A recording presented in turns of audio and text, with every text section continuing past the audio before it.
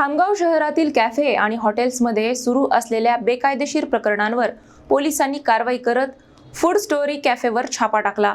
या प्रकरणी कॅफे मालकाविरोधात गुन्हा दाखल करण्यात आला आहे। बुलढाणा जिल्ह्यातील खामगाव शहरात ऑपरेशन मिशन परिवर्तन अंतर्गत पोलिसांनी मोठी कारवाई केली आहे। शेगाव रोडवरील फूड स्टोरी कॅफेवर छापा टाकत पोलिसांनी बेकायदेशीर कृत्यांवर आळा घालण्याचा प्रयत्न केला। मिळालेल्या माहितीनुसार शहरातील काही कॅफे आणि हॉटेल्समध्ये शाळा व महाविद्यालयीन विद्यार्थ्यांकडून गैरवर्तन होत असल्याच्या तक्रारी पोलिसांकडे येत होत्या। त्यानुसार पोलिसांनी कारवाई करत संबंधित कॅफेमध्ये झडती घेतली असता काही तरुणी आक्षेपार्ह अवस्थेत आढळून आले। या प्रकरणी कॅफे मालक गौरव गावतरे यांच्या विरोधात भारतीय नागरी सुरक्षा संहिता कलम 223 अंतर्गत गुन्हा दाखल करण्यात आला आहे। दरम्यान पोलिसांनी पालकांना आपल्या मुलांवर लक्ष ठेवण्याचे आवाहन केले असून कॅफे व हॉटेल चालकांना अशा प्रकारांना थारा न देण्याचा इशाराही दिला आहे।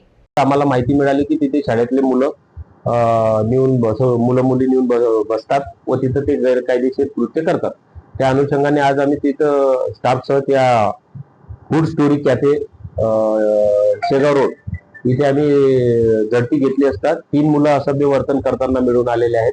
त्यानुसार हॉटेल मालक गौरव गावत्रे याच्या विरुद्ध आम्ही BNS भारतीय नागरिक संहिता अन्वय कलम 223 अन्वय गुन्हा दाखल करीत आहोत व त्याच्यावर योग्य ती प्रतिबंधक कारवाई देखील करीत आहोत। माझं सर्व पालकांना देखील विनंती आहे की शाळा सुटल्यानंतर कॉलेज सुटल्यानंतर आपले मुली घरी पोहोचतात की नाही, वेळेवर येतात की नाही याची खात्री करावी व सर्व हॉटेल लॉजेस यांना माझी सूचना आहे अशा कारवाया सुरू राहणार आहेत। तरी कृपया कोणीही अशी बेकायदेशीर कृत्य करू नये व नियमाचं पालन करावं।